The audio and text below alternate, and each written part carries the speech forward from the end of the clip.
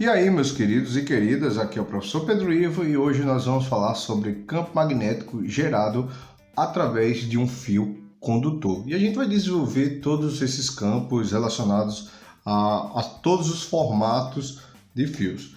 Para início do nosso conteúdo, a gente precisa entender que o magnetismo e a eletricidade eles não são estudos distintos, né? Na verdade, são conteúdos onde eles vêm de uma mesma entidade elétrica que é chamada de carga elétrica. Qual é a sua divisão e qual é a sua diferença? É que quando a gente tem uma carga elétrica parada, eu possuo um fenômeno apenas elétrico funcionando ali. Mas quando eu tenho uma carga em movimento, a gente vai possuir fenômenos que são elétricos e fenômenos também que são magnéticos, tá bom? E um desses fenômenos magnéticos a gente vai começar a trabalhar nesse momento. Então vamos considerar que aqui a gente tem um fio retilíneo, né, e condutor, e percorrendo aqui nesse fio eu tenho uma corrente elétrica I, onde em volta de maneira circular aqui a esse fio condutor, a gente tem uma formação de um campo magnético, né? Formado aqui, onde a gente tem aqui um campo que ele está girando aqui, né, no sentido anti-horário, de acordo com o desenho.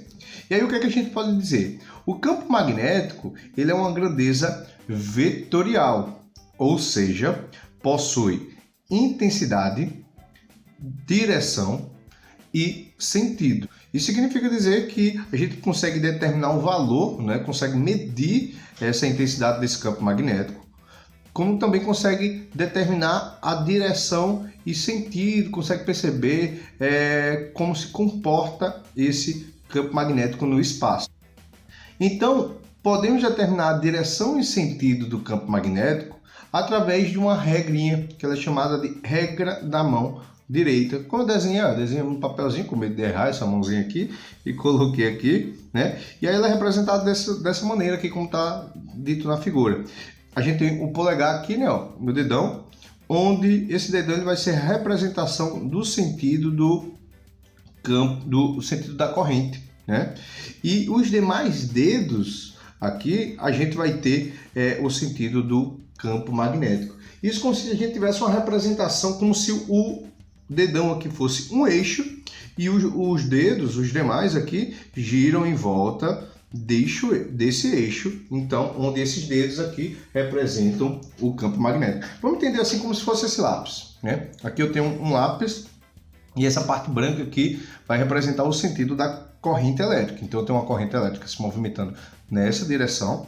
Então o que é que eu vou fazer? Vou utilizar a regra da mão direita para determinar qual a direção e sentido aqui do campo magnético que está em volta desse lápis. Então o que é que eu vou fazer? Pego a mão direita e o polegar vai representar a direção e sentido aqui desse campo, né? Então eu vou ter um sentido aqui indicado aqui pelo dedão.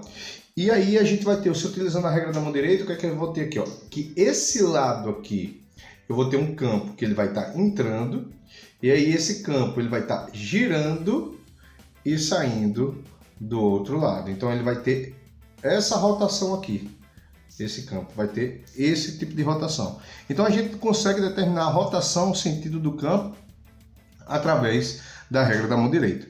Mas esse assunto sobre campo magnético gerado através de um fio é um assunto que ele é tridimensional, né? Então a gente vai ter vetores que eles vão estar em 3 dimensões, não apenas para cima, para baixo, para a direita, para a esquerda, mas a gente também vai começar a trabalhar com vetores onde esse vetor ele vai estar entrando e saindo do plano, né? Então a gente vai ter agora como é que a gente vai ter, como é que eu vou representar esse vetor que entra e sai desse campo. Quando eu quero representar um vetor que ele é para cima, eu apenas desenho um vetor para cima. Quando eu quero representar um vetor para baixo, eu represento aqui esse vetor para baixo. Mas como é que eu represento o vetor que ele entra aqui nessa folha? Como é que eu represento um vetor aqui que ele sai dessa folha? Então a gente vai representar o vetor de duas formas. Quando eu tenho um vetor que ele está entrando no plano, a gente vai ter uma bolinha e um xizinho, tá bom? E quando eu tenho um vetor que ele está saindo do plano, a gente vai ter uma bolinha e um pontinho, tá bom? Como é que eu faço para decorar isso? Imagina como se a gente tivesse uma flecha, né? A parte de trás da flecha, né? A bunda da flecha aqui, a gente tem um xizinho, que é as peninhas. E a parte da frente da flecha, a gente tem a pontinha da flecha, né? Por isso que eu tenho um pontinho aqui, a gente tem a ponta da flecha. Então, quando eu percebo uma flecha, que essa flecha ela está se afastando de mim, entrando no plano, a gente vai ver o xizinho, a bundinha da flecha.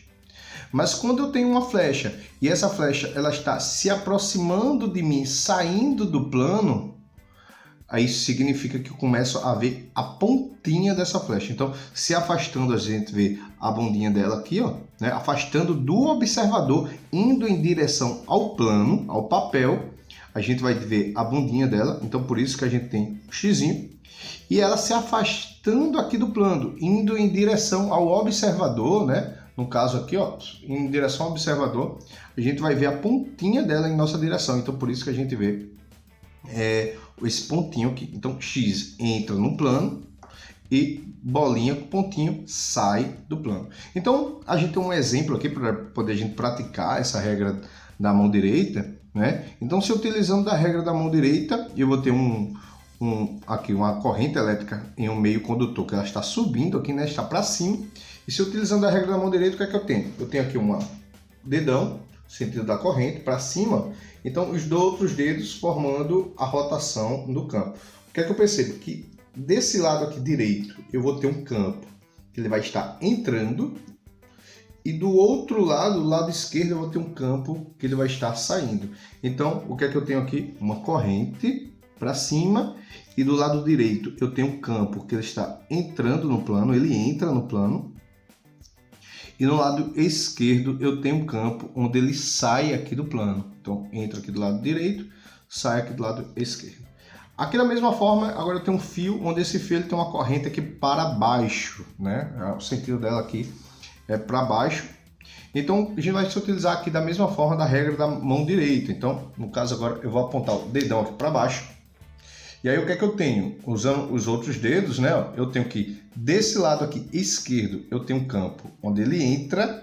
E do lado direito eu tenho um campo, desculpa que não dá para ver aí. Do lado direito eu tenho um campo onde ele sai, né? Vai gerar uma rotação aqui.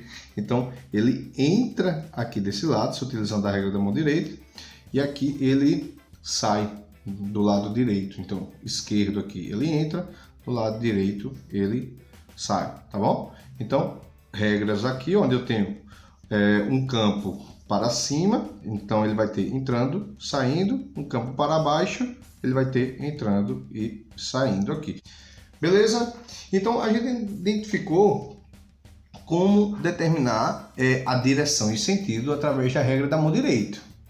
Mas como eu consigo determinar a intensidade desse campo gerado nesse fio condutor? A gente tem uma fórmula muito simples que ela é chamada de B é igual a μ vezes I dividido por 2πr, né? Lembrando que 2πr sendo aqui, ó, vamos lembrar, deixa eu pegar um lápis, isso aqui tá melhor.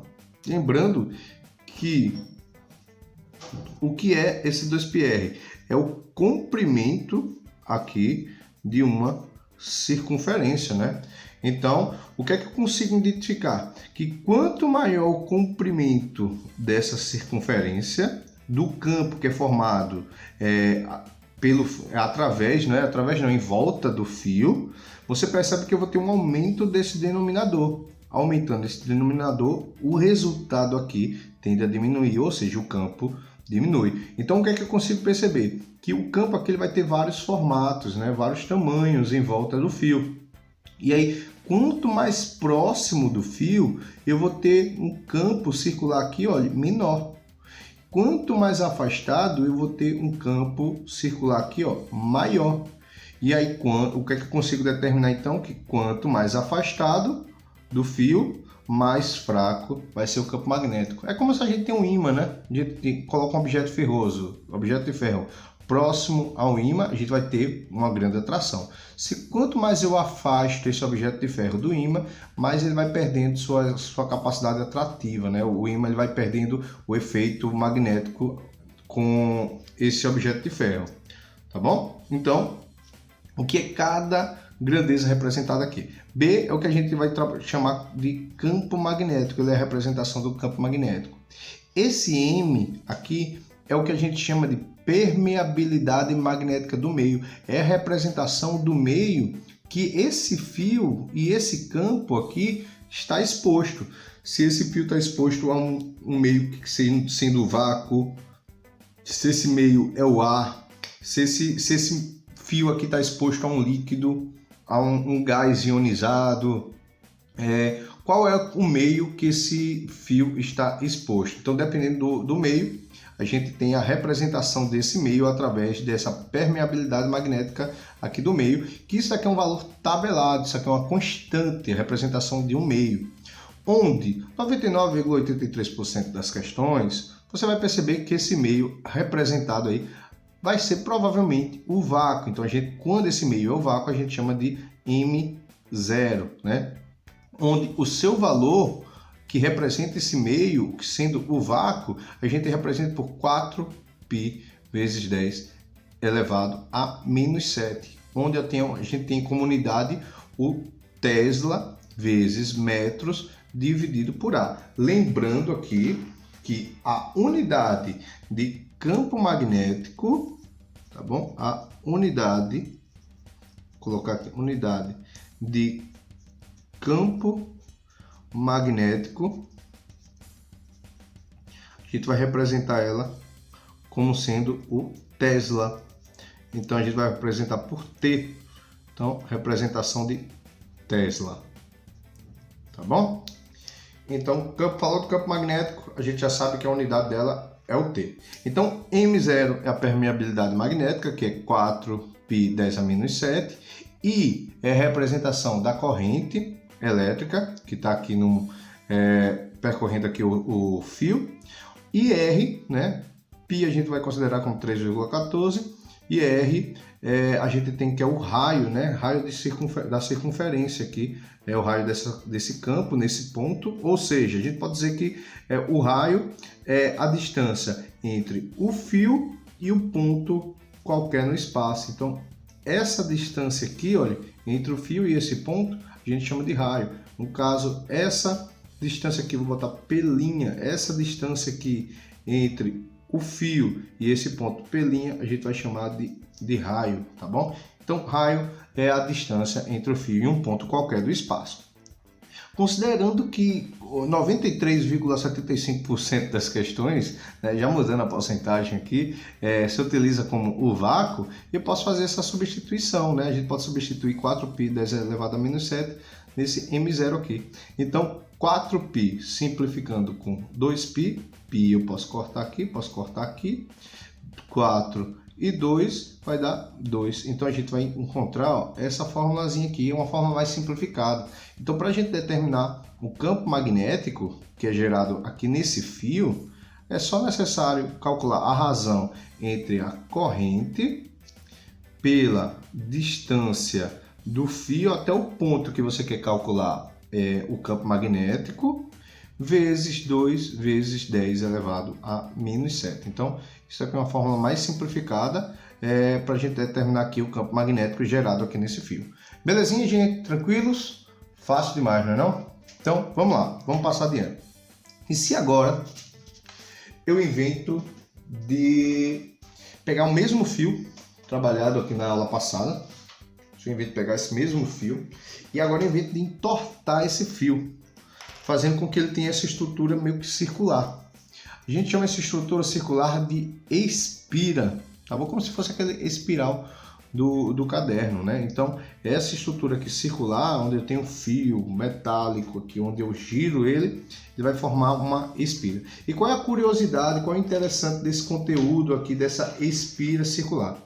Para que a gente tenha um melhor entendimento, vamos considerar que aqui a gente tem a mesma corrente que atravessava aquele fio, só que eu entortei. E aí essa corrente agora ela vai ficar girando aqui em um sentido horário aqui dessa espira. né, circulando essa espira. Vou considerar dois pontos em extremidades diferentes, um ponto M, um ponto N aqui, e no meio, né, entre esses pontos M e N, eu vou colocar outros pontos onde eu vou chamar de 1, 2 e 3. O que é que eu falei para vocês? Cheguei a comentar com vocês. Vamos lá, vamos entender. Para eu calcular o campo magnético que age aqui no fio, eu preciso dividir, né, a corrente que passa nele pela distância, né, do fio até um ponto no espaço. Quanto maior essa distância, mais fraco vai ser esse campo magnético. Se eu tenho uma distância pequenininha, eu vou ter um campo magnético mais forte. Então, por exemplo, aqui, ó, esse ponto que eu chamei de P e esse ponto que eu chamei de P'. Eu vou ter aqui um campo P maior do que um campo P', né? O campo P está mais próximo, então ele é um campo mais forte, né? Então, vamos entender isso aqui. Aqui eu passo uma corrente nesse ponto M. Então, quando a corrente passa aqui, em volta desse ponto M é gerado um campo. Como eu falei para vocês, eu tenho uma corrente e tenho uma distância. Você concorda comigo que quanto mais próximo do ponto M, mais forte. Quanto mais afastado, mais fraco. Para a gente ter uma consideração, um exemplo. Eu coloquei uma tabela onde eu criei valores aqui de 0 a 10.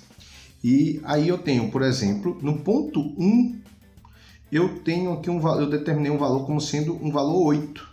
Né? Ele está mais próximo aqui do ponto M, então ele tem uma intensidade que vale 8. Aqui no ponto 2, como ele está no ponto médio entre M e N, ó, ele tem um valor que vale 5. Já quando ele está bem afastado, ponto 3, ó, quando está bem afastado de M, ele determinou como valendo 3. Da mesma forma acontece aqui com N. Quando passo uma corrente aqui sobre N, o ponto N, nesse ponto N vai se formar um campo, né? E aí quanto mais próximo de N, mais forte, né, eu vou ter esse campo. Então, um exemplo. No ponto 1, que está muito afastado, eu vou ter um campo fraquinho, eu considerei como 2. Já no ponto 2, como é o ponto médio, né, eu vou ter um campo que vai valer 5. E já no ponto 3, como é um ponto que está mais próximo a N, eu estou representando como um campo que vale 7. Se a gente somasse o campo M e N em todas essas etapas, 1, 2 e 3, é observado que a gente vai ter um valor MN aqui, 10, 10 e 10. O que significa que quando aqui eu tenho um campo forte, aqui do outro lado eu tenho um campo fraquinho aqui nesse ponto 1. Quando eu vou afastando desse lado aqui, olha, de M, quando eu vou afastando de M, esse campo aqui vai ficando mais fraco, porque eu vou afastando de M, mas em compensação eu vou aproximando de N. Então, aqui ele vai ficando mais forte no ponto. Então, vai existindo um equilíbrio. Diminui de um lado, mas do outro lado, que gera um campo lá naquele mesmo ponto, ele vai ficando mais forte. Então, diminui de um lado, mas existe um aumento do outro, fazendo com que, em qualquer que seja o ponto, eles tenham uma conservação desse campo magnético, fazendo com que o campo fique sempre o mesmo, independente do ponto. E isso não é só gerado entre o ponto M e N. Se eu colocar qualquer ponto aqui nessa circunferência, né, por exemplo, um ponto 4 ou um ponto 5, em lugares diferentes, eu vou encontrar aqui um mesmo campo magnético. Isso significa dizer o quê? Que o campo magnético é constante no interior da espira. Então, em qualquer ponto aqui no interior dessa espira aqui, olha, eu vou ter o mesmo valor de campo magnético, onde eu vou ter B1 igual a B2, igual a B3, B4, B5, igual a Bn. Então, essa é a característica principal de uma espira magnética, que independente do ponto aqui, a gente vai possuir sempre o mesmo valor de campo magnético, ou seja, um campo magnético constante. Diferente daqui, do fio, que quanto mais afastado, mais fraco vai ficando esse campo. né? Aqui não, no interior a gente vai ter sempre o mesmo valor, certo?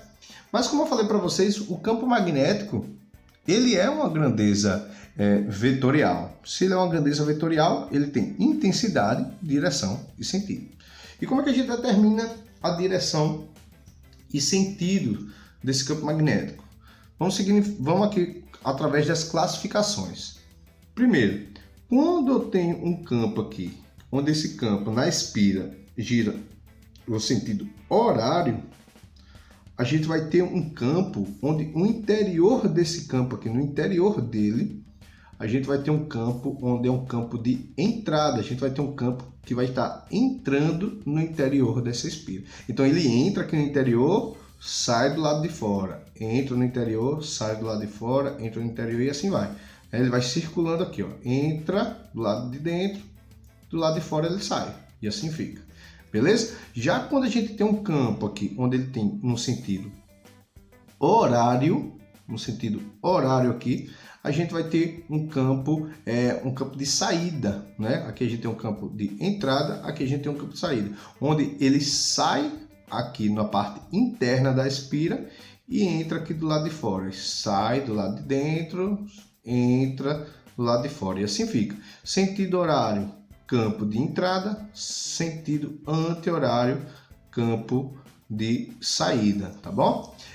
Uma forma de a gente representar isso, para saber se é um campo de entrada ou campo de saída, é aqui a representação. Olha, se você desenhar um S, se a gente fizesse um desenho de um S, e nas pontinhas aqui, olha, nas pontinhas da letra, a gente desenhasse umas setas, você percebe que o sentido aqui de formação é um sentido horário.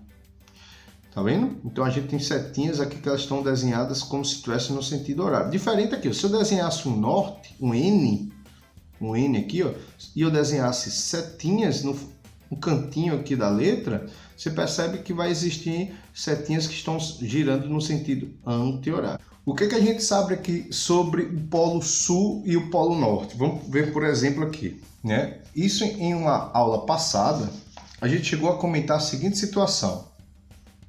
Quando eu tenho um polo norte de um ímã, eu tenho um campo de afastamento. Quando eu tenho um polo sul, eu tenho um campo de aproximação. Então a mesma coisa acontece aqui, isso é uma forma de a gente lembrar, tá bom? Então como aqui eu tenho um sentido horário, eu formo um S, um sul, né? Então significa que eu tenho um campo onde ele é um campo de aproximação, então ele se aproxima aqui da espira, né? Então ele vai se aproximar aqui da espira, entrando nessa espira. Então a gente vai ter um vetor de entrada aqui. Já que no norte, né, como eu mostrei para vocês, o norte a gente tem um campo de afastamento. No norte a gente tem um campo de afastamento. Sul de aproximação, norte é um campo de afastamento. Então, como aqui no sentido anti-horário eu formo um norte, né? Então a gente vai ter um campo onde esse campo é um campo de afastamento. Ele está saindo aqui da espira. Como ele está saindo da espira, a gente tem um campo de saída. Tranquilo? Beleza? Então é bem fácil. Sentido horário, a gente tem um campo de entrada e sentido anti-horário, a gente tem um campo de saída. Você pode representar isso através da regra da mão direita também, tá bom? Então um exemplo aqui, ó, corrente para cima. Então desse lado aqui, dentro da espira, ele entra. Do lado de fora, ele sai. Aqui, o sentido anti-horário. Do lado de fora ele entra, mas dentro da espira ele sai, tá bom? Então pode ser utilizada a regra da mão direita. E então a direção e sentido a gente consegue identificar, mas como é que a gente consegue identificar a intensidade desse campo magnético através de uma espira circular? A gente vai determinar através dessa formulazinha aqui, onde eu tenho B, que é a representação do campo magnético, é igual a M, que a gente já representou como permeabilidade magnética do meio, né? Esse Mzinho aqui, permeabilidade magnética, onde se o meio for o vácuo, a gente vai ter essa permeabilidade magnética como 4π vezes 10 elevado a menos 7, né? E eu tenho que I aqui ele vale a intensidade da corrente, né? E R eu tenho como a distância entre o centro e o fio, né? O centro da circunferência e o fio. Esse daqui é o R. Lembrando aqui que 2 R's é justamente a representação do diâmetro dessa circunferência. Então a gente está representando aqui o diâmetro de uma circunferência, tá bom? Então, substituindo aqui essa forma, considerando que esse meio aqui seja o vácuo, né? Vamos considerar que esse meio aqui seja o vácuo. Então, substituindo, eu vou ter 4π 10 elevado a menos 7 dividido por 2R, a gente vai chegar na seguinte fórmula: I dividido por R vezes 2π vezes 10 elevado a menos 7. Então, gente, é a mesma fórmula passada. Olha, mesma formulazinha. Mesma fórmula daqui, cadê? Ó, a fórmula daqui na espira é a mesma fórmula daqui, ó. Mesma fórmula. Só que qual é a única diferença? Que em um fio retilíneo a gente não tem esse π. E aqui nessa espira circular a gente vai ter o π. Tá bom? Lembrando que onde π é justamente a representação de quantas vezes essa circunferência é maior do que o diâmetro. Então, quando tiver uma circunferência, a gente vai ter esse π aqui, ó, na fórmula, e quando é reto, a gente tira esse valor desse π. Tá bom? Isso daqui é para a gente calcular a intensidade. Lembrando, I é o valor da corrente, R é o raio, né? A distância do centro ao fio da circunferência, né? E esse Mzinho aqui é a permeabilidade magnética do meio. Isso é um valor tabelado, tá bom? Então, segundo formato de campo magnético. E se eu pego aqui essa espira e eu enrolo essa espira por várias e várias e várias vezes, tá bom? Se eu girar ela por várias vezes. Se eu giro essa espira aqui várias vezes, e a gente vai ter uma diferença aqui nessa fórmula, que vai ficar vezes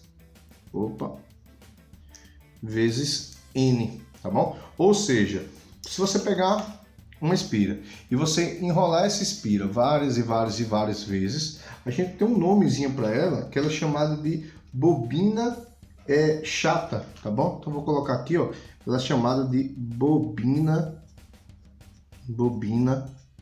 chata. O que é a bobina chata? É quando a gente pega essa espira e enrola ela várias vezes, onde elas ficam justas uma com a outra, presas uma à outra, tá bom? Fazendo com que a gente consiga multiplicar aqui o nível do campo magnético gerado. Então, se você tem uma espira e você pega essa espira e gira ela, dá voltas 100 vezes, né, com essa espira, então você vai terminar aqui formando aqui um campo 100 vezes maior. Então, quanto mais você girar, a gente vai ter uma intensidade, uma multiplicação desse campo magnético. Isso daí é a formação que a gente chama de eletroímã, né? Se você pegar um prego, né, um meio sólido, metal, você pegar um fio que gera uma corrente nele e enrolar ele várias vezes nesse prego, quanto mais você girar, quanto mais você enrolar esse fio nesse prego, maior vai ser o campo magnético gerado ali, maior vai ser a força magnética daquele eletroímã. Então, quanto mais voltas, maior vai ser a multiplicação desse campo magnético, tá bom? Mas e se eu pego agora essa bobina chata, que ela é enrolada, mas um círculo preso ao outro, uma espira presa ao outro. E agora eu separo essa espira, né? Eu separo essas espiras formando aquele meio que espiral do caderno, né? Aí a gente vai ter o que a gente chama de solenoide, ou também pode ser chamado de bobina longa. Também pode ser chamado desses dois formatos, solenoide ou bobina longa. A gente tem um exemplo aqui, ó. Um exemplo de um solenoide onde eu tenho várias espiras, só que dessa vez elas são afastadas uma à outra. Eu separei essas espiras, né? E aí a gente tem aqui, ó, quando uma corrente percorre um solenoide ou, no caso, uma bobina longa, ela se comporta como se fosse um ímã. A gente tem isso aqui, uma representação de como se fosse um ímã artificial, né? E como é que eu sei que ele é um ímã aqui, ó? porque consigo observar os polos desse corpo, desse ímã artificial. O que é que a gente falou? Quando eu tenho um campo de afastamento, eu vou ter aqui um polo norte. Vamos lembrar, quando eu tenho um campo de afastamento, eu tenho um polo norte. Já quando eu tenho um campo de aproximação, eu tenho um polo sul. Então, o que eu posso dizer aqui? Que aqui, como esse campo ele se afasta aqui, olha, desse solenoide, eu posso considerar como esse ponto aqui como sendo um polo norte. E como aqui essas linhas de campo elas estão se aproximando do solenoide, eu posso considerar aqui esse ponto como um polo sul. Aqui. Então, a gente vai ter aqui a representação de um ímã artificial, né? Então, se eu pego esse solenoide e aproximo de um ímã, você vai perceber que vai existir aqui uma aproximação com o polo sul desse ímã, quando colocado desse lado. E quando eu colocar do outro, você vai perceber uma aproximação do polo norte desse ímã com esse lado do solenoide, tá bom?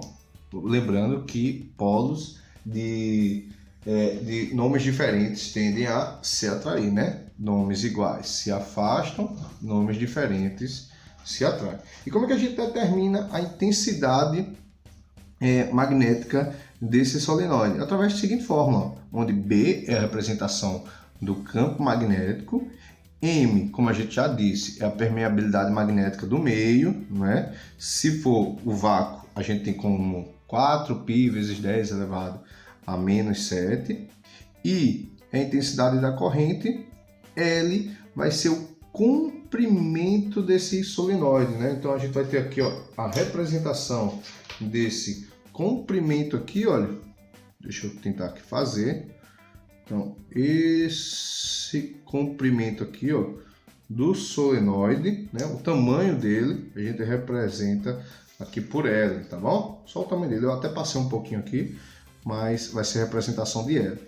E N vai ser o número de espiras formadas aqui. Então eu tenho 1, 2, 3, 4, 5, 6, 7 espiras aqui. Então N vai ser a representação de espiras, tá certo? Pode ser que em vez de aparecer N ou L, algumas das questões apresentem a densidade de espira ou concentração de número de espiras. O que significa isso? Significa a quantidade de espiras que um solenoide possui por unidade de espaço. Ou seja, a unidade de espiras por metro, a unidade de espira por centímetro, por milímetro. Então a gente vai ter a seguinte fórmula. No caso, a densidade de espiras vai ser N sobre L, o número de espiras por uma unidade de comprimento, que significa o quê? Número de espiras circulares por unidade de comprimento, ou seja, por centímetro ou por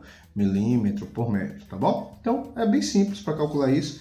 B é igual a μ0 vezes I vezes N dividido por L. I é corrente, L é o comprimento, N número de espiras e aqui é a natureza do meio. Tá bom, gente? Então, 3 formatos de como a gente calcular o campo magnético, né, através de um fio, onde a gente tem um fio retilíneo, né, onde a gente tem aqui μ0I dividido por 2πr. Eu tenho aqui um fio em formato circular, onde eu tenho aqui μ0I dividido por 2r. Se eu enrolar essa espira várias vezes, aí eu vou ter o que a gente chama de bobina chata. Aí é só multiplicar por N, que é o número de espira. Então, por último, a gente tem aqui o que a gente chama de solenoide, que é a mesma relação da espira, né, da bobina chata, só que quando elas estão separadas, e a gente vai ter B é igual a μ0I vezes N dividido por L, onde L é o comprimento, né? N é o número de espiras e a corrente. Então, meus queridos e queridas, obrigado pela atenção de vocês, obrigado pela participação de vocês, e a gente se encontra na nossa próxima aula, tá bom? Valeu, galera, obrigado e fica com Deus. Falou!